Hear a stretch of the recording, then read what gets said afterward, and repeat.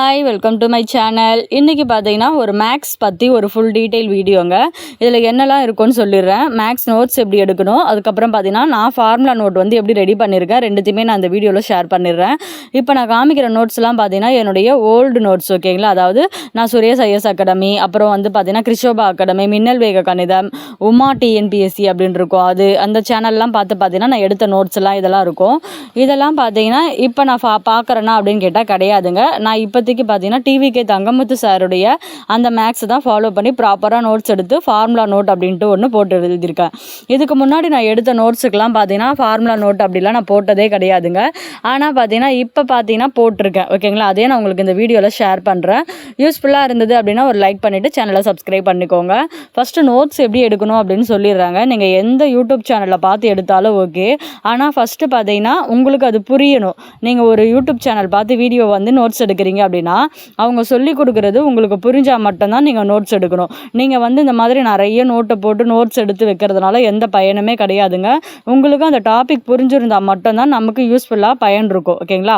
இப்போ நான் simple interest அப்படின்ற ஒரு டாபிக் வச்சு நான் உங்களுக்கு சொல்கிறேன். நான் பார்த்தீங்கன்னா சிம்பிள் இன்ட்ரெஸ்ட் அப்படின்ற அந்த ஒரு டாப்பிக்கை ஃபஸ்ட்டு கிருஷோபா அகாடமியில் நோட்ஸ் எடுத்திருந்தேன். அதுக்கப்புறம் பார்த்தீங்கன்னா இதுலேயும் பார்த்தீங்கன்னா ஃபுல்லாக கவர் ஆகிற மாதிரி எனக்கு தெரியல. அதனால் பார்த்தீங்கன்னா சுரேஷ் ஐஎஸ் அகாடமிலையும் பார்த்தீங்கன்னா பார்த்து நோட்ஸ் எடுத்தேன். அதுலேயும் கவர் ஆச்சா அப்படின்னு கேட்டிங்கன்னா கிடையாதுங்க, ஓகேங்களா. ஏன் நான் வந்து இதை நான் உங்களுக்கு இந்த வீடியோவில் சொல்கிறேன் அப்படின்னாக்கா, அவங்க பார்த்தீங்கன்னா ஸ்கூல் புக்கை கம்ப்ளீட் பண்ணியிருப்பாங்க. அதுக்கப்புறம் பார்த்தீங்கன்னா அவங்களுக்கு தெரிஞ்ச மேக்ஸ் அந்த டைப் எப்படிலாம் கொஷின் கேட்பாங்க அதெல்லாம் சொன்னாங்க. மற்றபடி ப்ரீவியஸ் இயர் கொஷின் பார்த்தீங்கன்னா 2 பேருமே பார்த்தீங்கன்னா ஃபுல்லாக கம்ப்ளீட்டாக நமக்கு கொடுக்கல.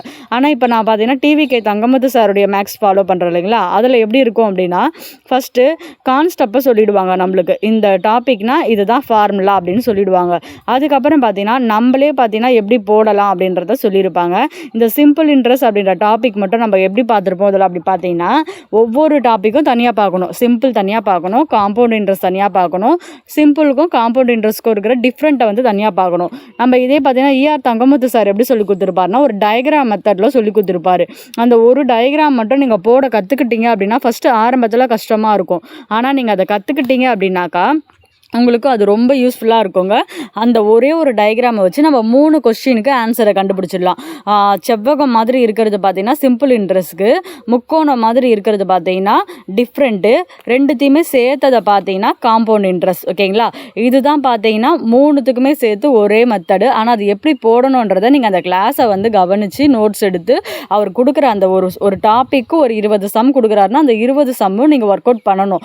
அப்படி பண்ணால் மட்டும்தான் லாஸ்ட்டில் உங்களுக்கு அந்த சிம்பிள் இன்ட்ரெஸ்ட், காம்பவுண்ட் இன்ட்ரெஸ்ட் ரெண்டுத்துக்கும் இருக்கிற டிஃப்ரெண்ட் இது 3 டைப்புமே உங்களுக்கு கரெக்டாக புரிஞ்சிடும், ஓகேங்களா.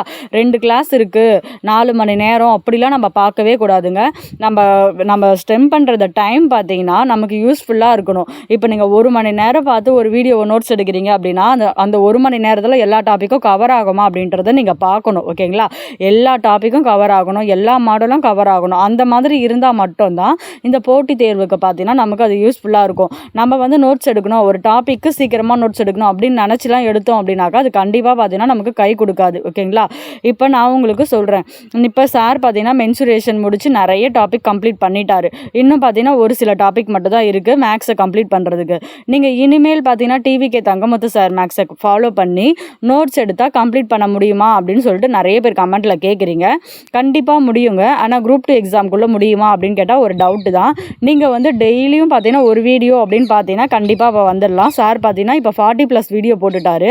அப்போ நீங்கள் என்ன பண்ணணும்னா டெய்லி ஒரு வீடியோ எடுக்கணும், மேக்ஸுக்கு 3 மணி நேரம் டைம் கொடுக்கணும். அந்த மாதிரி கொடுக்க முடிஞ்சால் மட்டும்தான் உங்களால் பார்த்தீங்கன்னா இப்போ இருக்கிற டைமில் பார்த்தீங்கன்னா கம்ப்ளீட் பண்ணி வர முடியும். உங்களால் அப்படி முடியலை அப்படின்னாக்கா நீங்கள் என்ன பண்ணலாம் அப்படின்னா நீங்கள் குரூப் 4க்கு சேர்த்து தானே ப்ரிப்பேர் பண்ணுவீங்க. அப்போ நீங்கள் வந்து முடிஞ்ச அளவுக்கு இந்த தடவை கம்ப்ளீட் பண்ணிக்கிட்டே போங்க.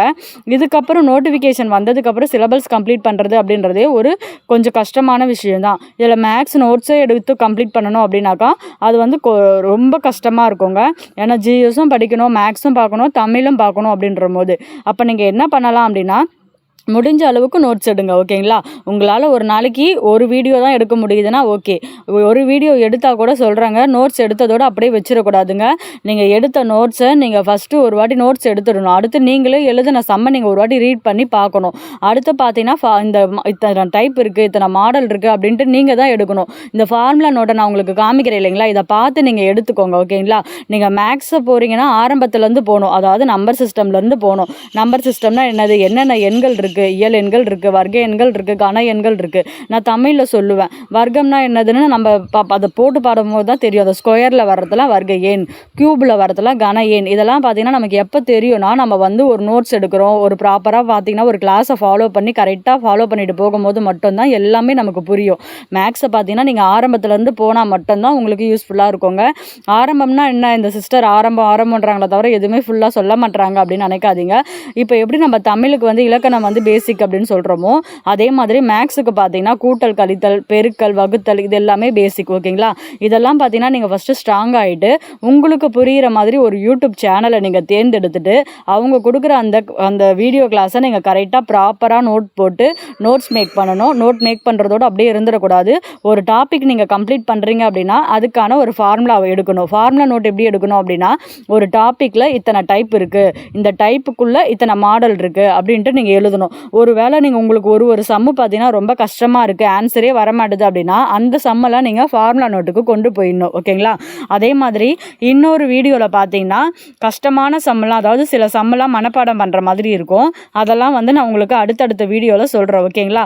எந்தெந்த சம்மெல்லாம் பார்த்தீங்கன்னா நம்ம மனப்பாடம் பண்ணிடணும், இது அப்படியே கொஸ்டின் பேப்பரில் வந்துடும் அப்படின்ற கொஸ்டின்லாம் சில கொஸ்டின் இருக்குது. அதெல்லாம் பார்த்தீங்கன்னா நான் உங்களுக்கு அடுத்த வீடியோவில் காமிக்கிறேங்க. இந்த வீடியோ உங்களுக்கு பயனுள்ளதாக இருந்தது அப்படின்னா கண்டிப்பாக ஒரு லைக் பண்ணிவிட்டு சேனலை வந்து சப்ஸ்கிரைப் பண்ணிக்கோங்க. உங்களுக்கு எதனா டவுட் இருக்குது, இப்போ நான் சொன்ன வீடியோவில் மேக்ஸை பற்றியே உங்களுக்கு நிறைய டவுட் இருக்குது அப்படின்னா நீங்கள் கண்டிப்பாக என்கிட்ட கமெண்ட்டில் கேளுங்க. நான் நெக்ஸ்ட்டு வர வீடியோவில் நீங்கள் கேட்குற கமெண்ட்டுக்கான ரிப்ளேவாக ஒரு வீடியோ போடுறேன். ஓகே?